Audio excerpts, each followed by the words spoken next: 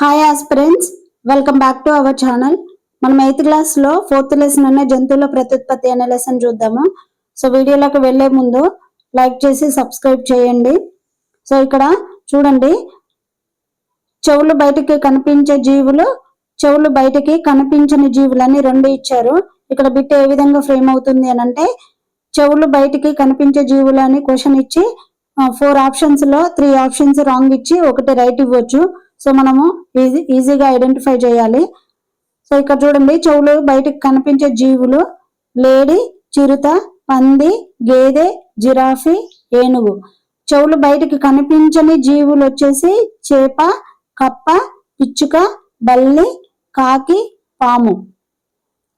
So ఇక్కడ చూడండి, చెవులు బయటకు కనిపించి చర్మంపై రోమాలు ఉండే జంతువులు పిల్లల్ని కంటాయి. వీటిని మనము శిశోత్పాదకాలు అని అంటాము. ఏమంటాము? శిశోత్పాదకాలు అని అంటాము. సో ఇంగ్లీష్ లో వచ్చేసి వీటిని వివిపారస్ అని అంటాము. సో ఇవి వచ్చేసి పిల్లల్ని కానీ పాలిచ్చి పెంచుతాయి అన్నమాట. నెక్స్ట్, గుడ్లు పెట్టే వాటిని మనం ఏమంటాము? ఓవిపారస్ అంటే అండోత్పాదకాలు అని అంటాము. ఏమంటాము? అండోత్పాదకాలు అని అంటాము. సో ప్రత్యుత్పత్తి వచ్చేసి 2 విధాలా జరుగుతుంది. ఒకటి లైంగిక ప్రత్యుత్పత్తి, రెండవది అలైంగిక ప్రత్యుత్పత్తి.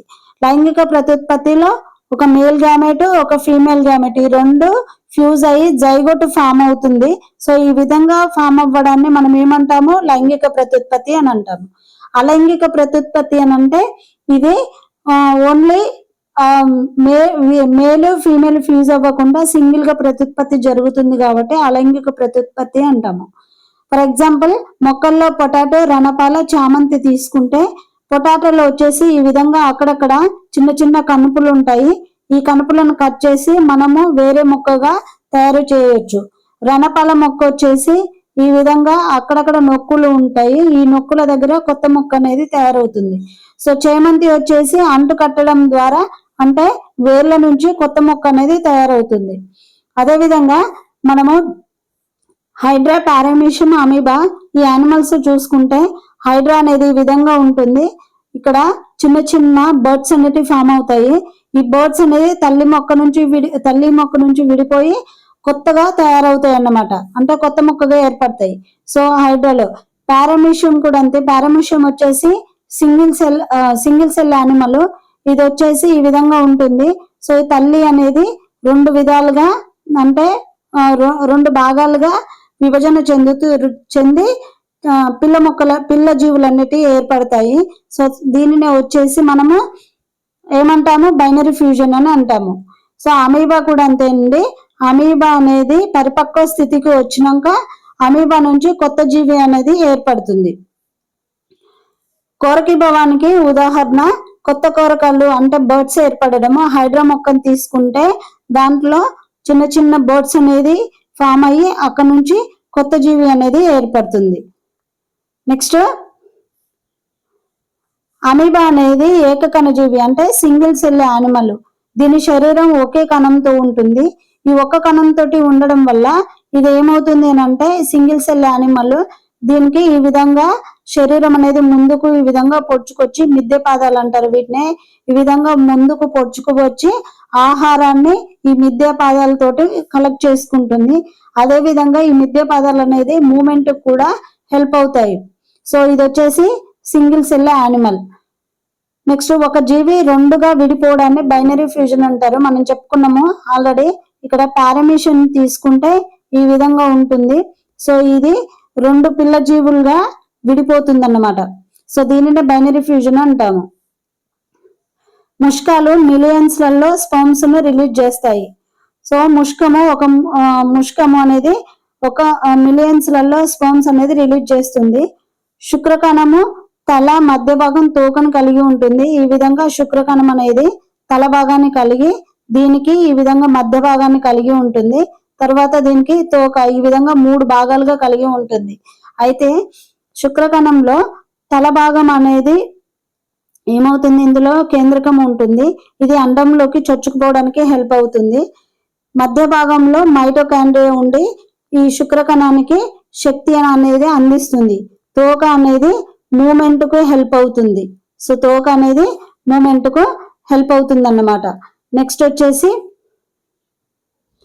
స్త్రీ ప్రత్యుత్పత్తి వ్యవస్థ ఉదరం లోపల నాభికి కొంచెం దిగువన అమరి ఉంటుంది. స్త్రీ బీజ కోశాలు ఉదరతలం లోపల కటిభాగంలో గర్భాశయానికి ఇరువైపులా అమరి ఉంటాయి. కటిభాగం అని అంటే మనం తుంటి భాగం తీసుకుంటే తుంటి భాగానికి కొంచెం పై భాగంలో ఇరువైపులా అమరి ఉంటుంది. అయితే ఫాలోపియన్ ట్యూబ్స్ గరాట ఆకారంలో ఉంటాయి. గర్భాశయం వచ్చేసి ఈ విధంగా ఉంటుంది.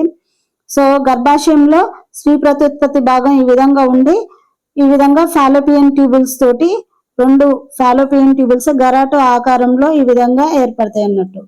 నెక్స్ట్ కణాలన్నీ కలిసి కణజాలాలుగా తయారవుతాయి. కణజాలాలన్నీ కలిసి అవయవాలుగా తయారవుతాయి. ఈ విధంగా అవయవాలుగా తయారైన దానిని మనము పిండం అని అంటాము. సో పిండం అనేది పిండం తయారైనాక గర్భాశయ కుడ్యానికి అంటి పెట్టుకొని ఉంటుంది. సో పూర్తిగా అభివృద్ధి చెందిన పిండాన్ని ఏమంటామనంటే భ్రూణం అని అంటారు. ఇది చాలా చాలా ఇంపార్టెంట్ బిట్ అండి. ఇది భ్రూణము అని అంటే పూర్తిగా అభివృద్ధి చెందిన పిండాన్ని భ్రూణం అని అంటాము. సో మనుషులలో అంటే మానవులలో గెస్టేషన్ పీరియడ్ వచ్చేసి 270 to 280 days. చూడండి ఇక్కడ చాలా ఇంపార్టెంట్ బిట్సే ఉన్నాయి ఇందులో.